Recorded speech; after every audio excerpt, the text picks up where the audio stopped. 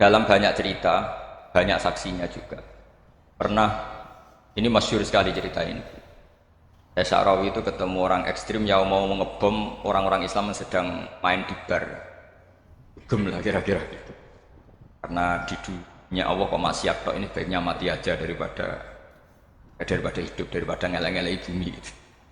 Ditanya sama Sya'rawi, kalau betul mereka jadi mati, aina masiruhum? Lalu mereka mati terus kemana? Dijawab oleh ekstremis tadi, ya ilanar, karena mereka matu fi finil maksiat, mati ketika maksiat. Terus jawabnya si Sya'rawi, lalu kalau mereka ke neraka itu keinginan Rasulullah apa keinginan kamu? Apakah pernah Rasulullah itu berkeinginan umatnya mati masuk neraka? Ya enggak.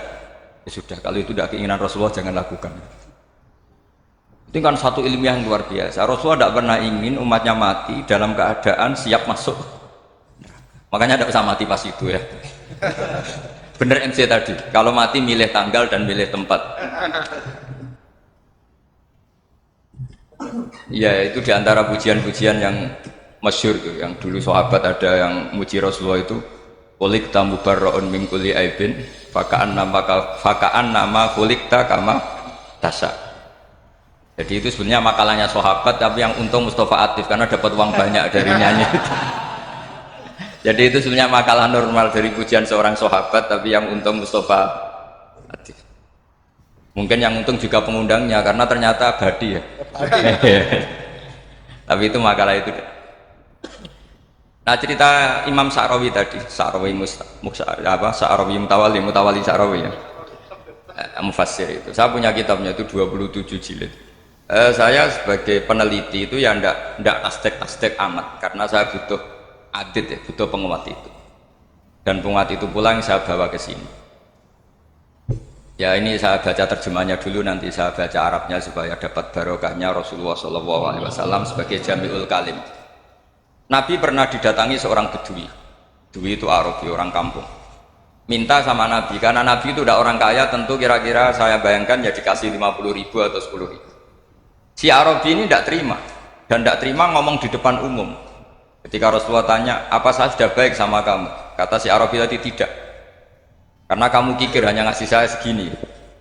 Sahabat hampir marah saja karena Nabi tersinggung gitu. Tapi Nabi lalu mengajak orang itu ke dalam rumah. Kira-kira kalau Indonesia mungkin ditambah 200.000 atau 300.000. Kemudian, apa ini cukup? Ya cukup. Kamu sudah puas? Ya puas. Fajazakallahu min ahlin wa asyiratin. Dipuji-puji Nabi. Kemudian kata Rasulullah, ayo kita keluar. Keluar nemuin khalayak begini. Khalayak rame. Kamu tadi mengkritik saya, menghujat saya di depan umum. Maka kamu sekarang harus memuji saya di depan umum. Supaya clear. Akhirnya mau dia, oke kita mau. Akhirnya muji-muji bahwa Muhammad orang baik, dermawan gini. Setelah itu dia pulang. Hebatnya Rasulullah ketika pulang kata Nabi begini, sabda Nabi begini, kalau saja dia pas benci saya itu kok mati, saya ulang lagi, kalau saja dia pas komentari saya buruk tadi kok mati, maka dia mati sebagai min ahlin nar, karena berstatus pencaci maki Nabi. Akhirnya dia muji Nabi itu lewat disuap, lewat dikasih uang lagi. Loh itu sudah sah. Jadi saking baiknya Allah, Islam suapan itu juga sah. Itu kan muji Nabi itu karena di suap. Makanya ini penting. Jika dalam khazanah Islam itu memang agak aneh-aneh.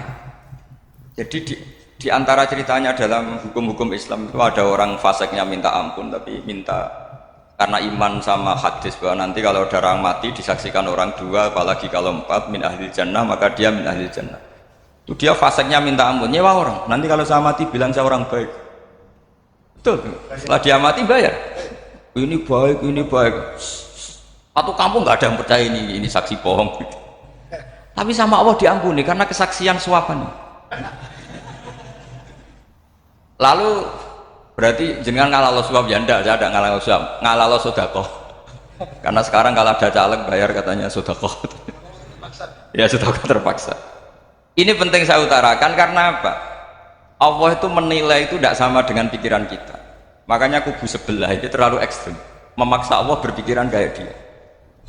Satu karena kurang ngaji, nomor dua ya tadi emosinya lebih tinggi ketimbang intelektualnya. Ini penting saya utarakan. Ternyata orang yang nyuap tadi apa nilainya plus, yaitu dia iman sama dawuh Rasulullah Shallallahu Alaihi Wasallam. Kalau yang namanya saksi itu penting, cuma dia mendapat cara itu lewat suap. Tapi kan iman kalau dawuh Nabi itu benar, kalau ada saksinya pasti min ahlil jannah. Terus dia nyari saksi harus dibayar, Sekarang sama iya 1 juta. Sekarang saya tanya di KPPS atau di mana-mana saksi pemilu itu dibayar enggak? Dibayar sah apa enggak? Sah. Jadi kadang kebenaran itu harus dibayar. Ini penting saya utarakan karena ada orang perempuan cantik dirayu, digaji supaya main di niklab, dibayar jadi orang maksiat. Lalu mungkin ada ustadz gaji dia, bayar dia supaya mondok. Nggak tahu terusannya apa, terus dibayar apa enggak tahu saya. Pertanyaannya ketika kamu bayar kemudian jadi santri, itu kamu dosa nyuap apa dosa sodako membiayai proses kebenaran? Sodako. Tapi kalau yang bayar untuk jadi pegawai niklab maka membiayai kemaksiatan. Maka pembiayaan ini penting secara fikih, arahnya kemana? Ke hak apa ke batil?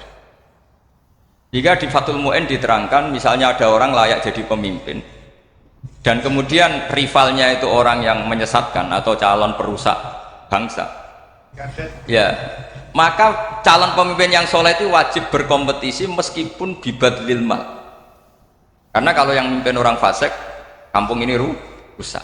Kalau yang memimpin orang soleh kalau nggak bayar juga nggak jadi, maka wajib bayar. Lah yang soleh bayar ini berstatus sedekah, tapi yang batil ini berstatus suap. Kenapa demikian? Karena yang namanya riswah atau ada yang baca ruswah adalah pembayaran untuk mengehakkan barang batil dan membatilkan barang hak.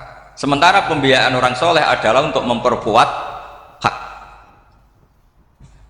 Nah orang tuh nggak tahu, yang ngajinya tidak hatam-hatam tuh taunya pokoknya ar-rosi wal murtasi benar. Tapi nggak pernah mikir lalu definisi riswah atau ruswah itu apa? Ini bukan provokasi supaya semua calon bupati gubernur nyuap, enggak, hanya nyuruh mereka sodako saja. Jadi kalau nggak jadi, tapi sodako betul ya, kalau nggak jadi ya tetap ikhlas, mau dari awal memang sodako. Lah soal geremeng ya bawaan manusia gitu ya. Ya nggak apa-apa, tapi tetap geremeng. Ini penting saya utarakan, makanya menurut saya itu bangga dengan Pak Hamid karena sepupu mbah saya itu karena alim. Meskipun banyak orang mensifati beliau wali dan memang wali betul, tapi saya tetap menstatuskan beliau orang alim yang dari kelaziman alim itu beliau wali. Jangan dibalik, wali dulu baru alim, karena dalam beliau orang lasem dan kaidah di lasem itu fakullu alimin waliyullah walaysa kullu waliillah aliman. Jadi kalau kaidah di daerah Jawa Tengah itu semua orang alim pasti wali, tapi kalau wali tidak mesti alim. Sehingga kalau menstatuskan alim itu keren, kalau di Jawa Tengah status alim itu keren. Dan soal keramat yang kaitannya dengan Mbah Mun itu masyhur itu dulu ketika Mbah Hamid santai-santai sama Pak Taifur sama keluarga.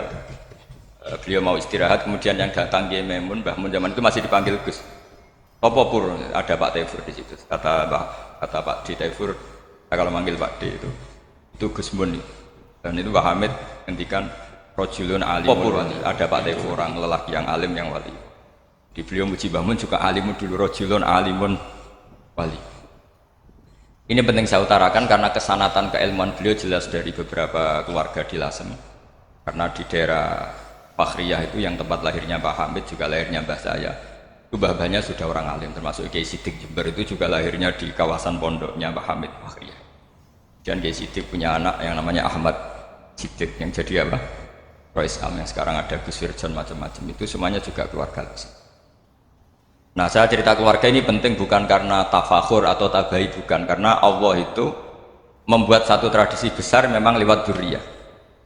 Sehingga Allah ngendikan misalnya ulaikal ladzina an'ama Allahu 'alaihim minan nabiyyin min dzurriyyati Adam wa mimman hamalna ma'anu wa min dzurriyyati Ibrahim wa Israila wa mimman hadaina wastabaina. Karena tanpa dzurriyyah itu enggak ada tradisi, tidak ada kultur. Misalnya saya menjadi hafal Quran, dulu bapak saya itu tiap Zaman Pak Hamid masih sugeng, yang semaan di sini itu pasti bapak saya, namanya Kiai Haji Nur Salim. Kadang diajak baca Quran di kamarnya Kiai Hamid. Karena kalau bapak saya itu mantu ponaan sama Pak Hamid. Itu dulu bapak saya memotivasi saya supaya hafal Quran itu gini, hak kowe kudu hafal Quran.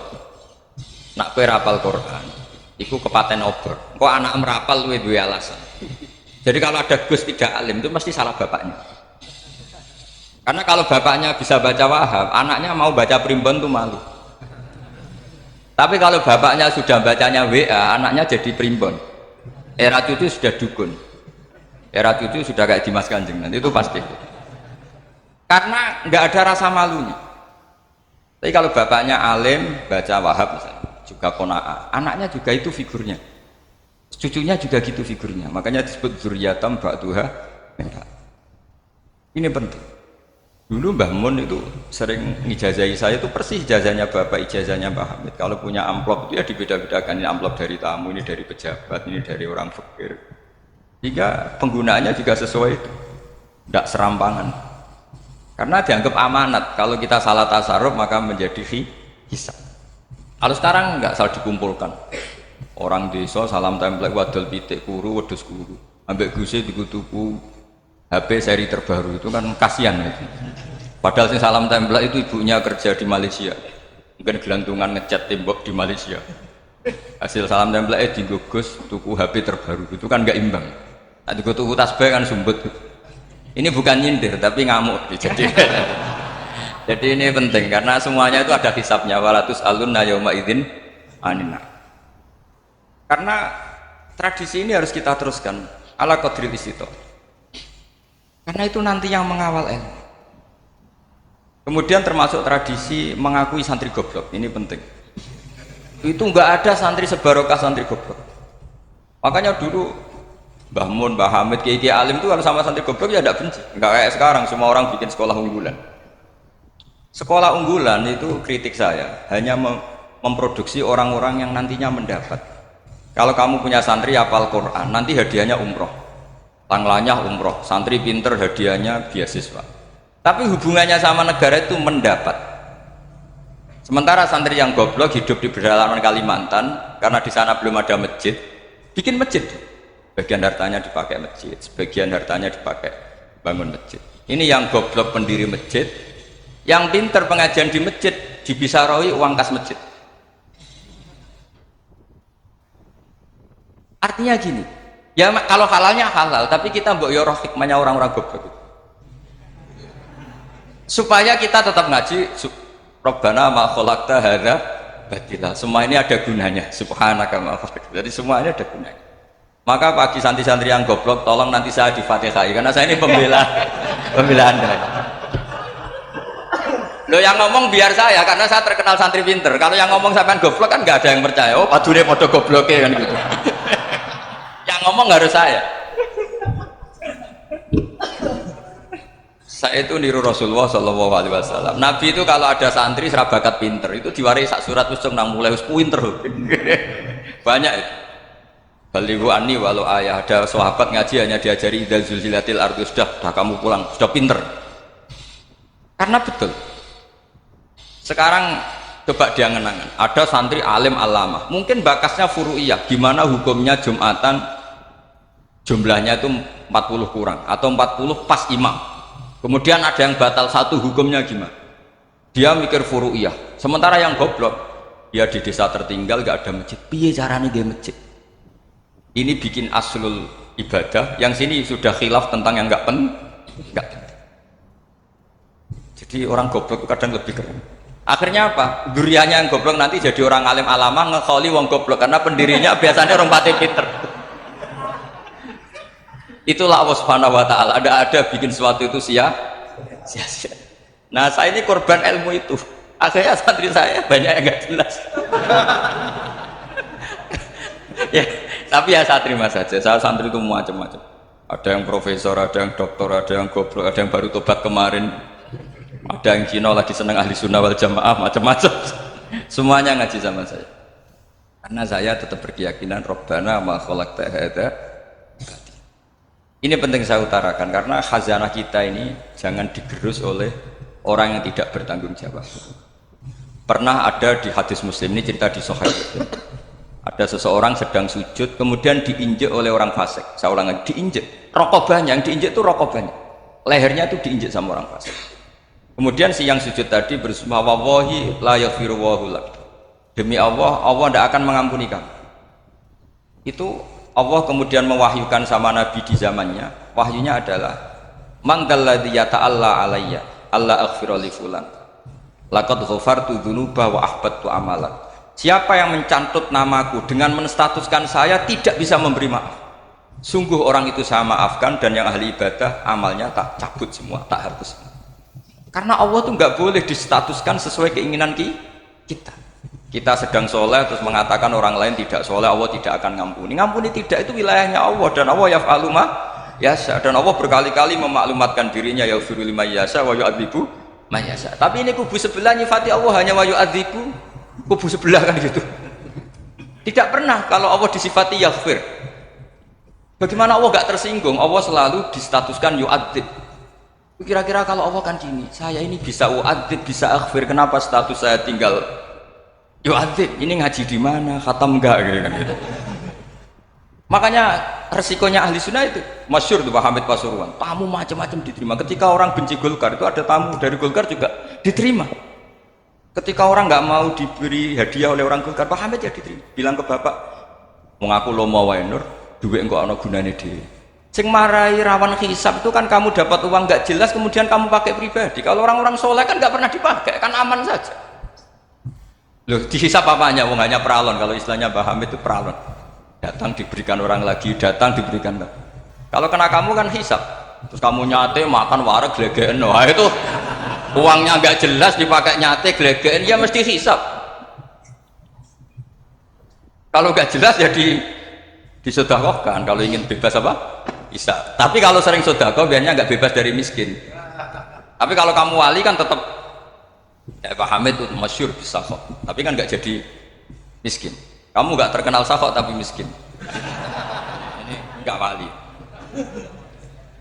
Ini penting. Jadi kebanyakan orang ekstrim karena mensifati Allah Ta'ala itu hanya dengan status yu'adzib, tidak dengan status yaghfir.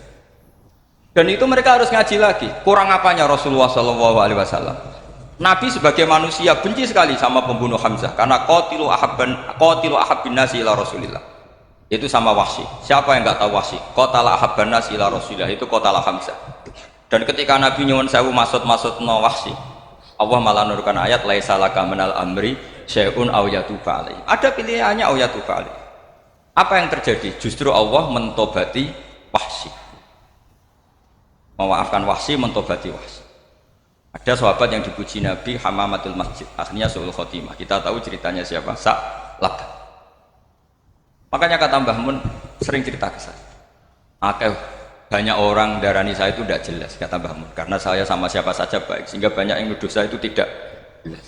Kata beliau, ulama paling jelas ya saya ini, karena masih orisinil, kata beliau. Tapi pakai bahasa Jawa, karena tadi Mbak Idris bilang ada yang MA ya, Madura asli tadi, makanya saya terpaksa bahasa Indonesia. Kata Mbah Mun, ulama paling jelas ya saya, karena saya menyikapi siapa saja baik, karena di hati saya hanya membaca laisa laka minal amri syai'un aw yatuba alaihim aw yu'adziba. Kenapa kamu memvonis si buruk? Bisa saja nanti baik. Yang sedang baik bisa saja nanti bu. Kalau nasib seseorang nggak jelas, kenapa kamu sikapnya jelas? Ini orang-orang nggak ngaji itu memaksa orang lain jelas. Ini kubu sebelah pasti salah, ini pasti benar. Manusia kok dipasti-pastikan gimana? Kita ini tidak nabi. Kalau nabi maksum pasti benar. Kalau sampean apa? Maksum bisa. Jadi ketidakjelasan para ulama ini berdasar konstitusi tadi bahwa itu wilayahnya Allah. Ini penting saya utarakan. Jadi penting sekali. Jadi orang yang sedang fasik sekarang bisa saja nanti tobat. Yang sedang sekarang soleh bisa saja nanti masalah. Hingga Rasulullah tetap mengajarkan ya muqallibal qulub tsabbit qalbi ala dinik. Jadi kalau ngaji itu khatam. Khatam itu begini misalnya.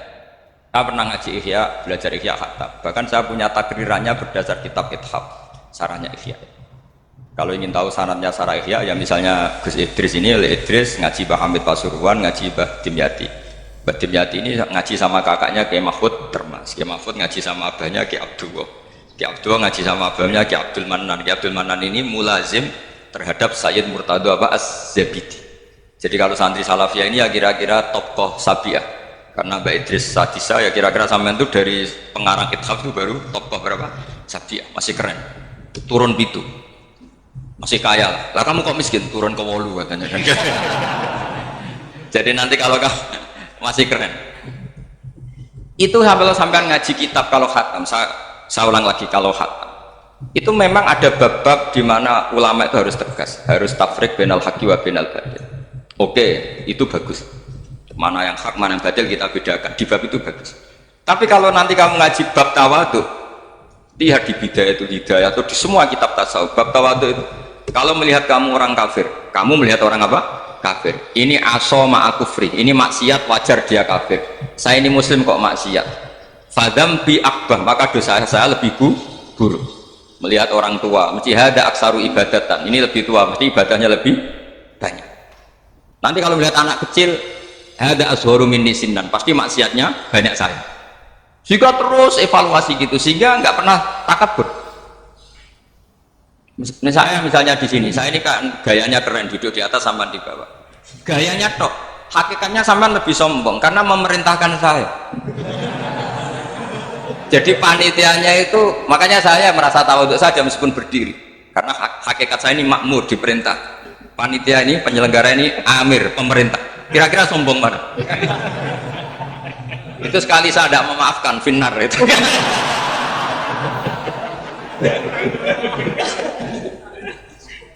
Tapi insya Allah tak maafkan. Iya masih insya Allah. Jadi ini penting. Jadi mbok ya orang-orang yang ekstrim itu mikir keinginan Rasulullah SAW itu umatnya meninggal dalam keadaan baik. Makanya benar tadi, notulen tadi. Kalau doa, kalau ingin mandi itu memang harus ada jadabnya.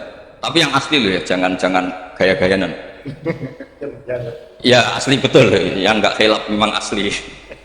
Itu ada seorang wali doa di depan Nabi itu begini, ya Allah saya harus jadi orang soleh. Allah diharuskan itu kan nggak sopan. Ya Allah saya ini harus jadi orang soleh. Kenapa? Sekali saya soleh maka surroh habibu yang seneng kekasihmu. Sekali saya fasik maka yang seneng musuhmu yaitu iblis. Tinggal jenengan milih mana, nyenengkan kekasihmu apa nyenengkan musuhmu.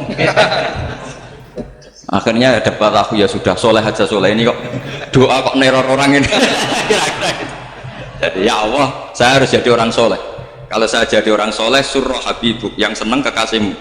Kalau saya jadi orang fasik yang seneng musuhmu. Senang tinggal milih saja menyenangkan kekasihmu apa menyenangkan musuhmu. Kira-kira Allah seneng mana? Seneng menyenangkan. Wah, itu doa paling mustajab. Tapi syaratnya harus anti bikolbin dan dari ijazah agak mandi, itu ijazah agak mandi. Maka ini tidak saya ijazahkan. Nanti kalau kamu ngalami isak sendiri, ngalami wujdi sendiri, terus ngalami itu insya Allah makbul. Ini mau gaya-gayanan copy paste, enggak diterima ya. Jadi wali-wali dulu itu kalau berdoa itu sederhana, tapi dari hati yang paling dalam. Makanya Nabi Musa itu terkenal, orang paling seenaknya sendiri dan Nabi Musa hubungannya dengan Allah. Tapi sama Allah dimaafkan karena orisinil, tidak bikin-bikin. Rasulullah juga itu, kalau sudah marah itu doanya.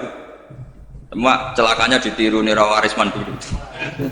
Nabi itu ketika perang Badar itu jelas kalah, nggak mungkin menang, sudah jelas kalah. Nabi hanya 313 orang kafir 1000 dengan perlengkapan apa? Sudah lengkap semua. Setelah perang dilihat itu jelas kalah. Seri awal yang memang kalah betul. Doanya Nabi apa? Allahumma intuhlik hadil isobah lam tu'bad ba'dal yaum. Pun Gusti silahkan bikin kalah, tapi ra ono sing roh jenengan pangeran. Pun lahiran jenengan dadi pangeran, serana sing roh. Enggak ada ibadah. Intuhlik hadil isobah lam tu'bad ba'dal yaum. Kalau engkau menghancurkan kelompok saya ini, jenengan sebagai Tuhan tidak ada yang nyembah lagi. Karena yang nyembah tinggal kelompok kita. Tapi yang ngendikan Nabi, kalau kamu niru tidak bisa. Gak bisa kamu doa, ya Allah saya ini santri Salafiyah, kalau saya bodoh menjadi presiden buruk terhadap alumni Salafiyah. Gak apa-apa sekali-kali doa gitu. Tapi kata Allah lainnya masih banyak.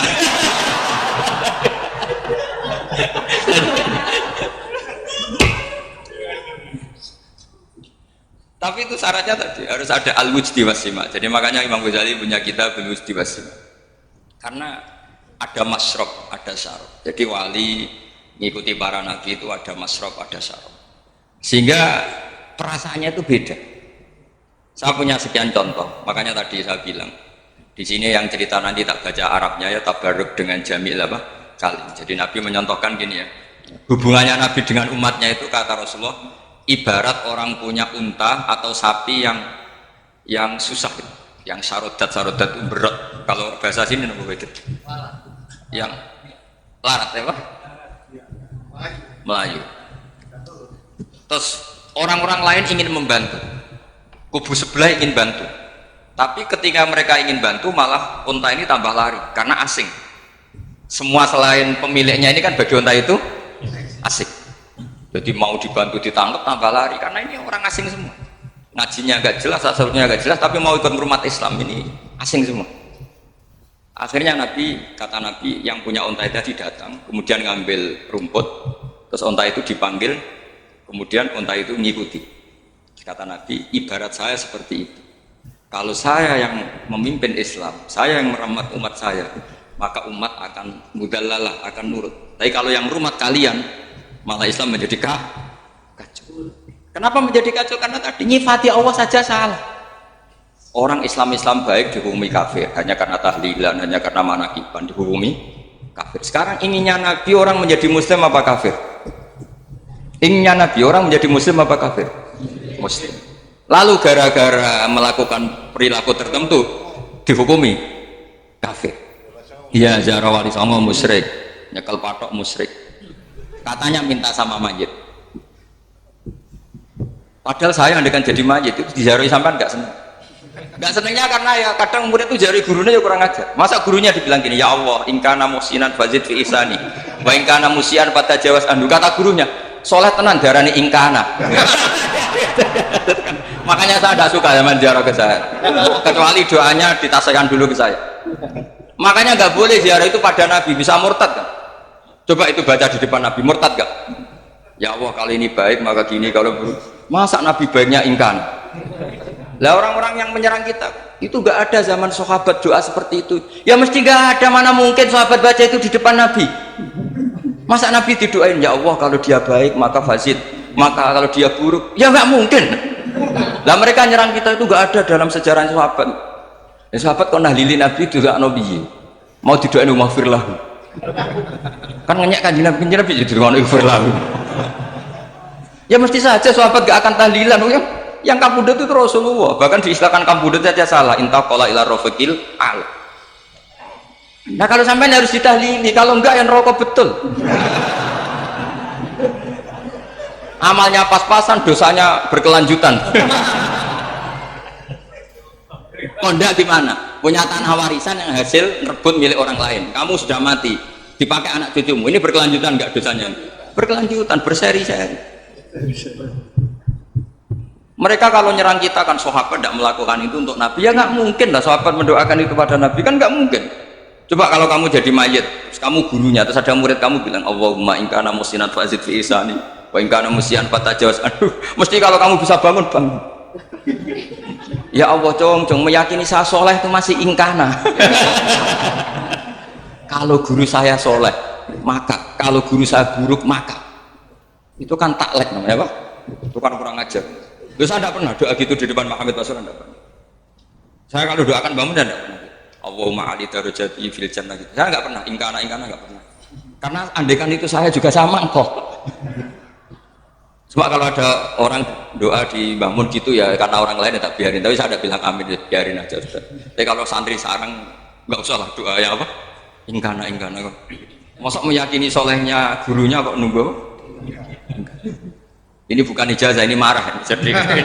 Jadi pelurusan ya. Saya ulang lagi, ngaji itu harus khatam. Pentingnya khatam tadi, kalau di bab tafriq bainal haqqi wa bainal batin, seakan-akan kubu sebelah ini benar karena tegas.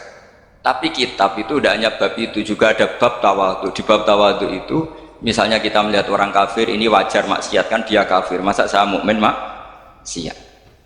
Dan ini kafir bisa saja nanti husnul khotimah, saya muslim bisa saja su'ul khotimah, jika tetap tawadhu. Melihat yang lebih sepuh ini aksaru ibadatan minni. Melihat yang kecil asghar berarti aqallu maksiatan minni. Sehingga melihatnya itu tawadhu. Jadi kalau di bab tawadhu semuanya orang itu mungkin. Nah di sini Rasulullah SAW mengajarkan ketika malaikat Jabal bilang Muhammad orang yang mendustakan kamu saya tungkepi gunung biar mati semua. Kata Rasulullah saya berharap keluar dari tubuh mereka min aslabihim dari keturunan mereka orang-orang sing mukmin. Sudah karuan kafir saja Nabi tidak berhenti berharap. Jangan-jangan nanti keturunannya mukmin dan itu betul.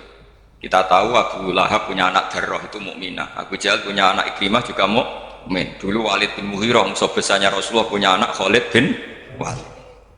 Sekarang orang-orang yang abangan nggak hafal Quran, kadang anaknya hafal Quran. Lewat program PTPG gitu ya. Kadang yang hafal Quran malah anaknya nggak hafal. Makanya kalau pas wisuda sampai bingung. Gurunya tuh sampai nangis. Kenapa nangis? Ini anaknya orang nggak hafal Quran tapi sudah hafal. Saya gurunya ada hafal gitu. Lah kenapa bisa jadi hafid? Karena guru sewaan kata. Itu banyak. Ini penting saya utarakan supaya ekstremitas itu berkurang. Logika-logika yang dibangun ulama itu ngikuti riwayat. Agama itu ngikuti riwayat, bukan sekedar akal. Saya punya contoh ketika kitab Ihya menutup kitabnya, itu Imam Ghazali.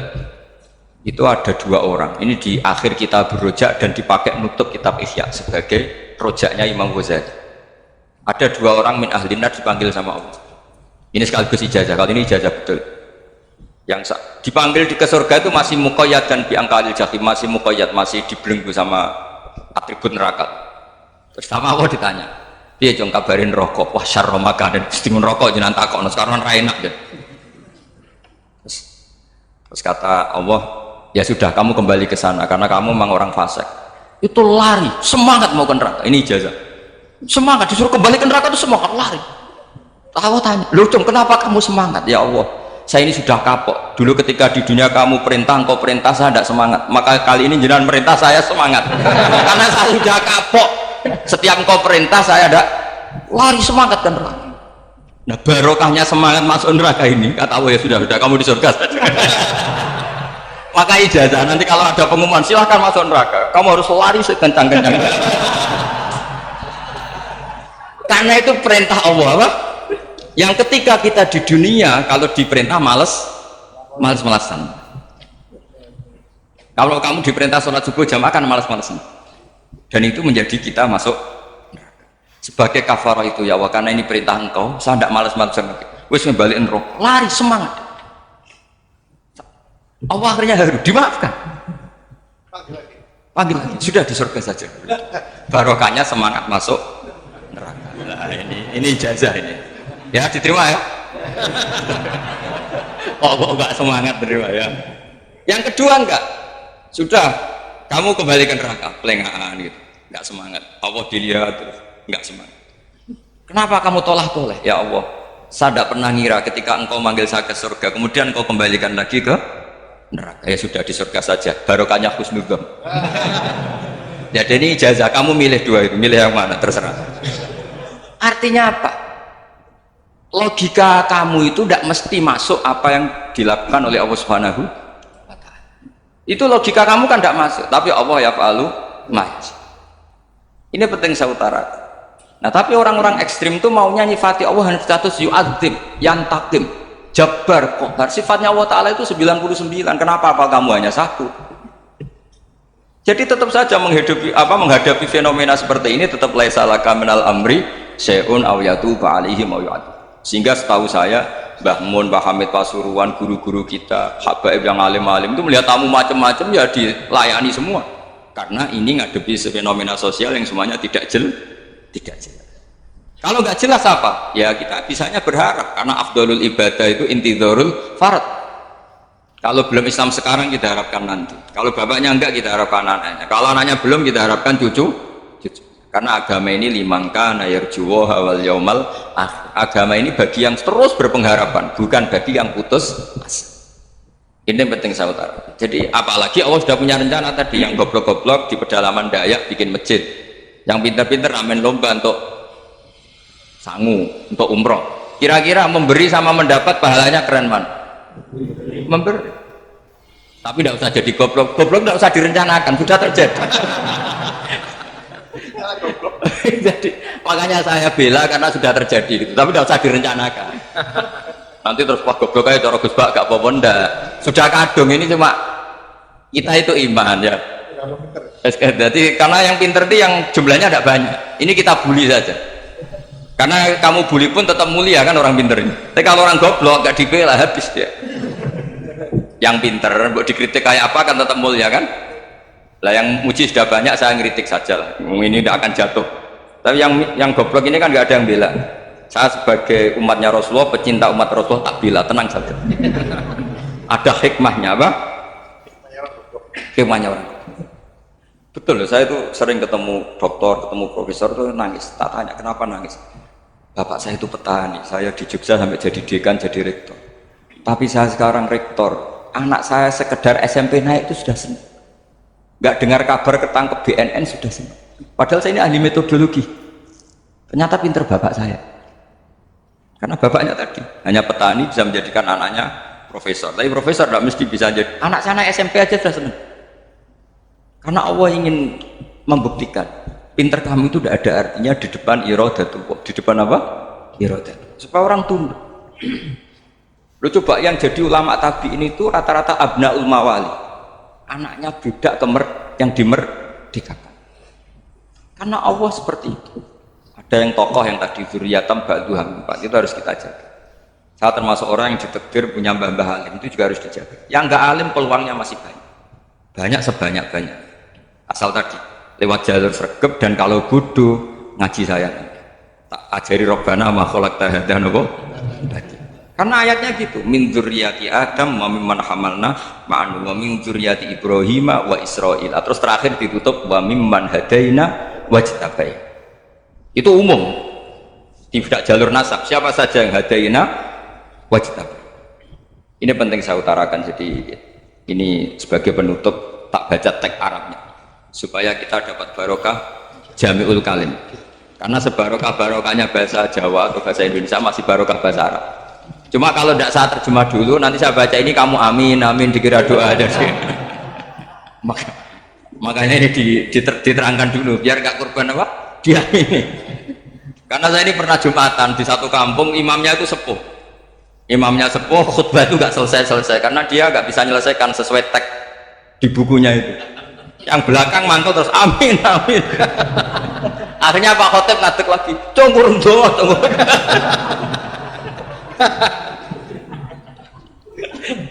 Ya, ini masih teks Arab tapi yang belakang sudah apa?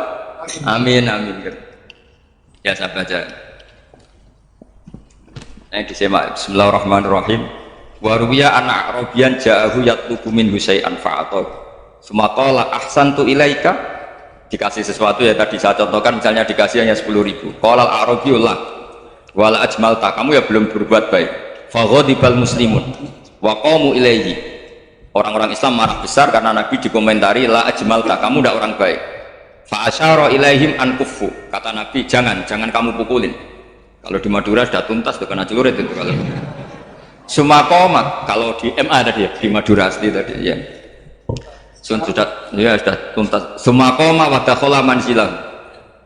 Setelah itu terus arsala ilaihi sallallahu alaihi wasallam wa zadahu syai'an. Kemudian Nabi menyuruh dia, ayo masuk rumah terus ditambahi. Faqala ahsantu ilaika qala na'am fajazakallahu min ahlin wa asyiratin khairan. Setelah ditambah banyak sama Nabi, saya sudah baik sama kamu. Wah, baik kalau sekarang baik. Itu mengatakan baik karena ditambah uang. Bukan karena dari nuraninya, karena ditambah uang, ditambah duit. Amropannya ditambahin. Faqala lahu Nabi sallallahu alaihi wasallam, innaka qulta ma qulta wa fi nafsi ashabi min dzalika syai'un. Fa in ahbabta faqul baina aydihim ma qultu baik. Ma qulta baina yadayya hatta yadhaba ma fi sadrihim alaika. Kamu tadi ngomong dan menjadikan sahabat saya tersinggung. Coba sekarang klarifikasi supaya mereka clear, apa?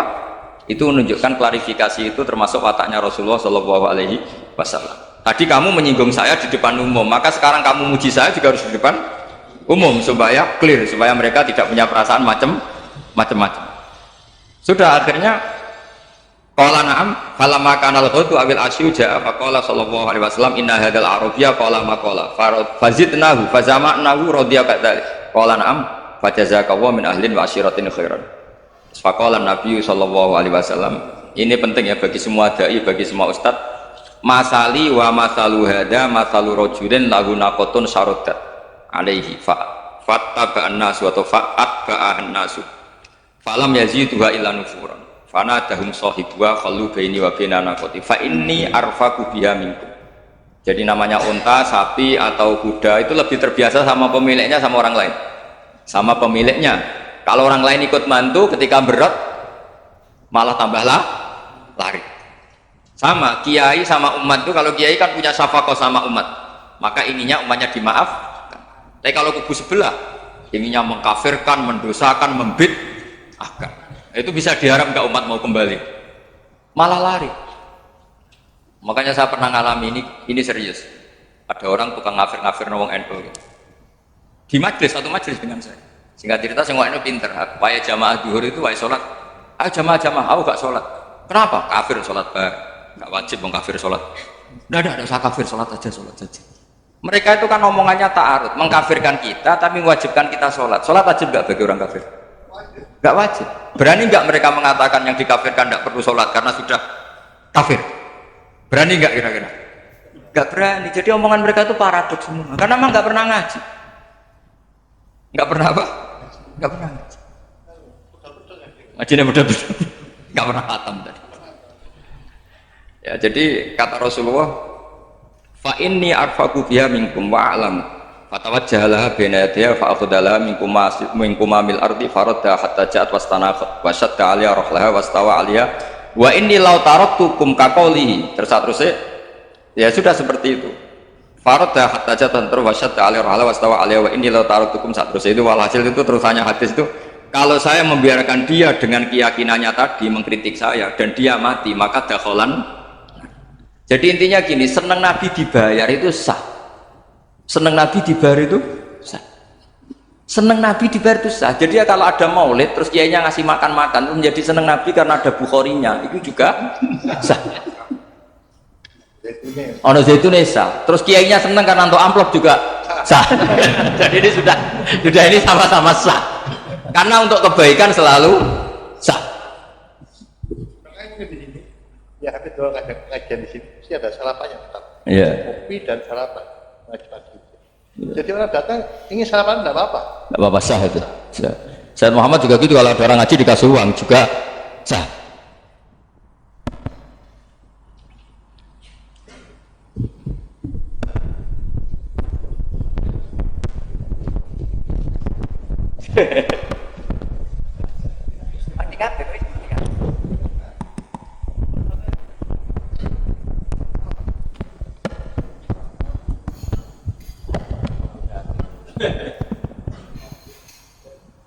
Kabeh.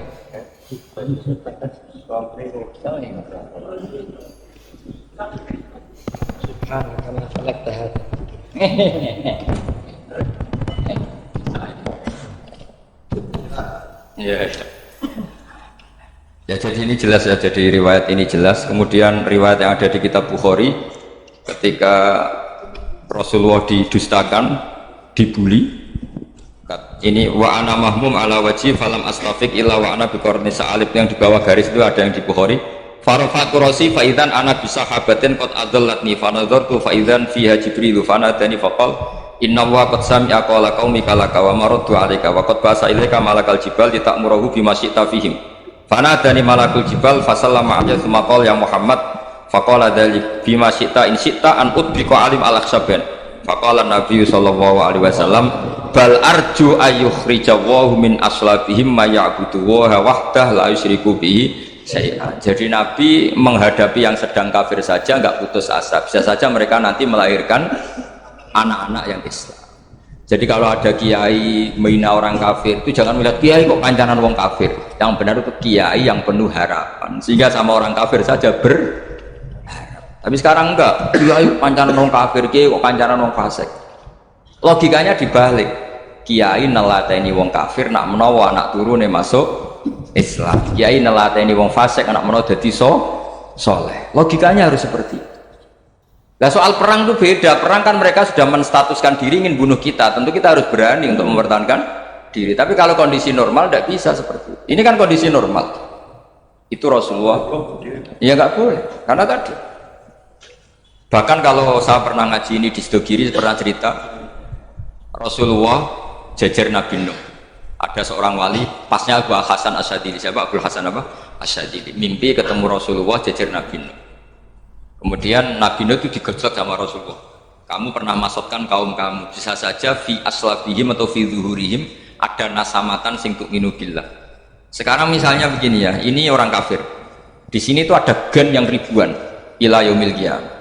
Bisa saja gen-gen yang sekarang masih di zuhurihim, karena kalau apa gen di lelaki diistilahkan fi zuhurihim, ini saja nasamatan tu'min.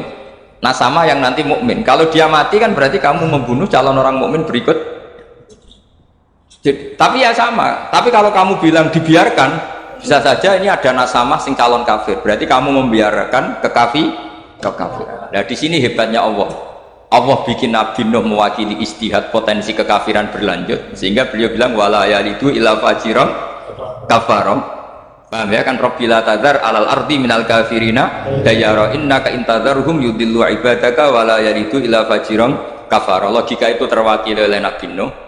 Logika bisa saja ini ada nasamatan untuk minubillah, itu terwakili oleh Rasulullah. Bal arju ayyukhrijawahu min aslabihim may ya'buduwaha wa la yusyriku bihi syai'an. Kayak apa untungnya kita jadi umat Rasulullah sallallahu alaihi wasallam? Masalahnya Nabi Nuh gak Nabi Nuh, Nabi Muhammad. Jadi kira-kira istiadat kamu ikut Nabi siapa? Kalau main hantam ya ikut Nabi Nuh. Kalau main rojak berharap Nabi Muhammad. Ya sudah, sampean ikut mana? Nabi Muhammad. Ini penting saya utarakan supaya apa-apa itu terukur lewat. Ya pokoknya istilah kayak Wali Songo yang tercerminkan sampai ke kita kayak Pak Hamid, karena Pak Hamid ini sanadnya secara gen sampai Sunan Bonang, di silsilah itu sampai Sunan Bonang. Saya punya catatan nasabnya Mbah Hamid Pasuruan sampai Sunan Bonang, ditulis Mbah Him ya, pas 40 harinya Mbah Hamid itu silsilah itu. Saya kira demikian, saya mohon maaf atas semua kesalahan. Wah, baru mulai. Ya Santi Putri itu gak usah mikir besar berat-berat, yang penting nurut suami, itu kata para suami. Tapi kalau suaminya gak layak diikuti ya diberontak saja. Gitu. Karena gak ada sesuatu yang luar biasa kayak perempuan. Itu kata Sayyidina Umar, pernah dia mau jalan dicegat sama Khawlah itu bintu Salam, itu sampai 3 jam, padahal Umar sudah Amirul Mukminin. Sudah siapa? Amirul Mukminin. Tapi ketika ditanya, kenapa engkau berhenti karena orang tua ini? Kamu tahu orang tua ini siapa? Ini ketika protes itu didengar langit sabtuju, yaitu yang di ayat qad sami Allahu qaulal lati tujadiluka fi zawjiha wa tastaqi ila Allah. Jadi sing protes wong wedok ora trimo bojone, Kanjeng Nabi diprotes. Ya singkat cerita, Khawlah itu cantik. Memang contohnya harus cantik. Kalau jelek nggak bisa. Khawlah itu cantik sekali. Walhasil dia mungkin haid atau apa, lama mungkin haid. Terus suaminya datang. Aus bin Somit ini datang. Melihat istrinya pas sujud. Di semua teks riwayat fa'ajabatu ajizatuha. Makanya gambarannya harus cantik. Enggak usah diterjemah ya. Fa'ajabatu ajizatuha. Singkat cerita, Aus itu minta dilayani saat itu juga. Si Khawlah nggak mau karena sedang ibadah. Bongkok sih mas kok dalam. Enggak, mau sekarang. Saking mantelnya karena agak kesampaian. Ya orang lanang kan gitu, mesti kotor kalau nggak kesampaian. Terus Zuhara min dia melakukan dihar. Anti aliyah kadhri ummi. Dulu dihar dalam hukum jahiliyah adalah tolak. Setelah ditihar, Aus getulnya bukan main karena Khawlah ini cantik. Makanya contohnya cantik, karena kalau nggak cantik nggak getun gitu. Terus kalau nggak cantik juga suaminya nggak kesusu gitu. Sudah tahu semua, pokoknya gitu punya nada. Singkat cerita, akhirnya suaminya datang ke Rasulullah. Ya Rasulullah, saya ini sangat mencintai istri saya, tapi tadi saya keterucut dihar dia. Lalu solusinya gimana? Ini karena tambahnya khas perempuan, kata Mbak Idris, ya sudah tak turut, ini khas perempuan. Kemenangan partai apa? Perempuan. Tapi tidak PSI, ini kemenangan partai perempuan. Kata Rasulullah, sementara hukumnya begitu. Kalau dihar itu bimanzilatit tolak. Ya sudah, kamu nggak bisa kumpul lagi sama dia. Istrinya dikasih tahu, protes. Apa? Hukum apa-apaan itu? Diparahin Rasulullah. Ini hukum tidak benar ya Rasulullah. Ya tapi setahu saya hingga detik ini saya sebagai nabi hukumnya baru begitu. Enggak benar. Dibantah terus sama Allah, Nabi diancam gini, kalau engkau tidak bisa memutuskan, tak laporkan Allah.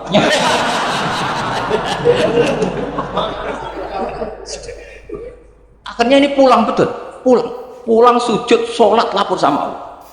Dan ketika lapor sama Allah, ya Allah ini tidak fair. Lapornya tuh jorok sekali. Qad nasartu lahu batni, akala syababi wa nasartu lahu batni. Akala syababi, muda saya sudah dihabiskan sama suami saya. Wa nasartu lahu batni, tidak usah diterjemah. Tapi ketika saya sudah tidak muda, sekarang saya mau diceraikan lewat apa? Dia. Terus wa innali auladan, saya ini punya anak banyak. Indomamtuhum ilayya jauh. Kalau saya rawat pasti mereka kelaparan. Karena saya miskin, saya seorang perempuan. Tapi wa indomamtuhum ilaihi do. Nak tak elokno bapak mesti ditinggal wayang, wae kira-kira gitu. Wayang brutu sendiri. Akhirnya Allah jawab bahwa dihar itu tidak tolak. Lah akhirnya Nabi manggil dia, panggil perempuan tadi. Padahal Nabi gak dengar, itu di kamarnya sendiri perempuan tadi. Terus qad sami Allahu qala allati tujadiluka fi zawjiha wa tashtaki. Itu semua teks ya tujadilu. Allah mendengar perempuan lati itu perempuan tujadiluka sing madoni kowe Muhammad. Lan nak dadi kiai dipadoni wedok enteng, Nabi saja dilabrak. Wes susah perempuan tuh repot. Nabi dilabrak. Sampai jadi surat Mujadilah. Makanya saya kalau baca Mujadilah dan baca Mujadalah, ini kaitannya dengan tasrif. Jadalah yujadilu mujadalatan. Karena sekali nggak bisa tasrif nggak sah jadi mufassir. Ya jadi kalau kafaru ya kafiru ya takfiron. Iya. Kira-kira kan gitu. Fa'ala yufa'ilu ya tafilan. Jadalah yujadilu mujadalatan. Jadi kalau mujadalatan itu masdar, karena ini subjek pelaku mujadilah, jadi boleh mujadalah bisigotil masdar, boleh mujadilah dengan sigot isim fa'il. Karena wanita pembantah Nabi itu didengar oleh Allah. Makanya ayasma'uha rabbul izzah min fawqi sab'i samawat wa lam yasma'ha Umar. Allah saja mendengar dari langit 7, masa Umar gak mau mendengar? Jadi makanya kalau Umar macam-macam, orang nyewa khaulah, kamu yang ngomong. Assalamualaikum warahmatullahi wabarakatuh.